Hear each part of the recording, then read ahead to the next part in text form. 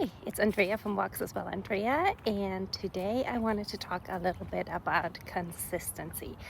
I have been getting some comments and I've had some conversations with people about consistency, and people have asked me, how do I stay consistent?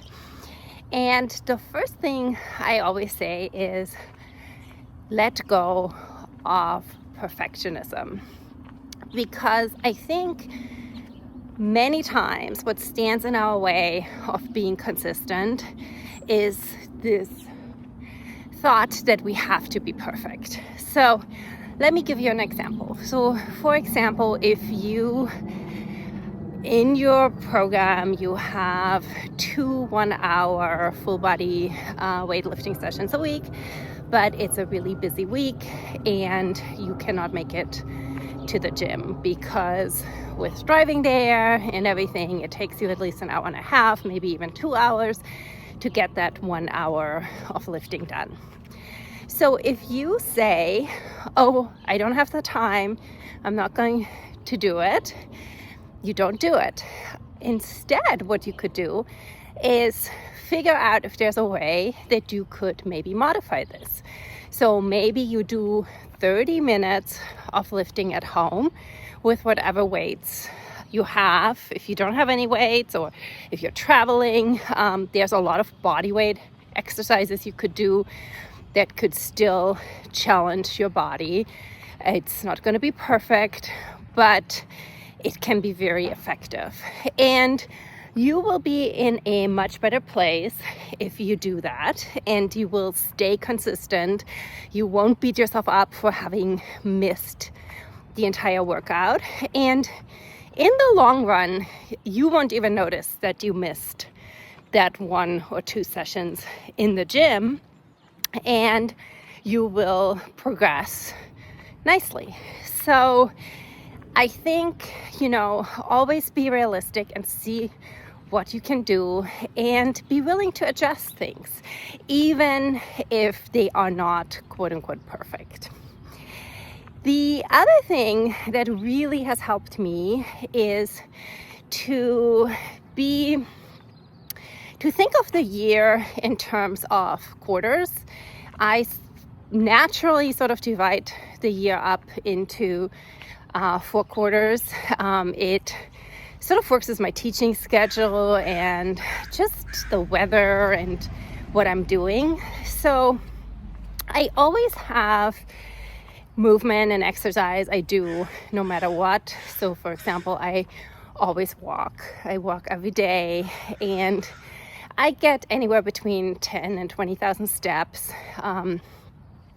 I also run, and if I run, then I walk less. So I don't all of a sudden run, have that many more steps. No, I adjust that.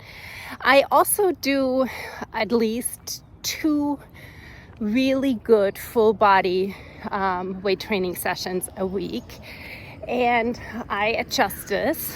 So 2 is the minimum, but I have times of the year where I do upper and lower body. I do 2 upper body, 2 lower body, and then I usually have also a time when it's sort of in between, 1 upper body, 1 lower body, 1 full body.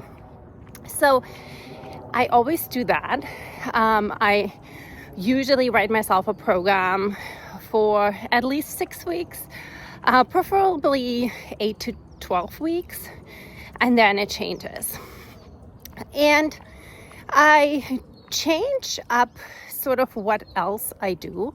So for part of the year, for example, I just had a time where I took more reformer Pilates classes, and I really enjoyed that. And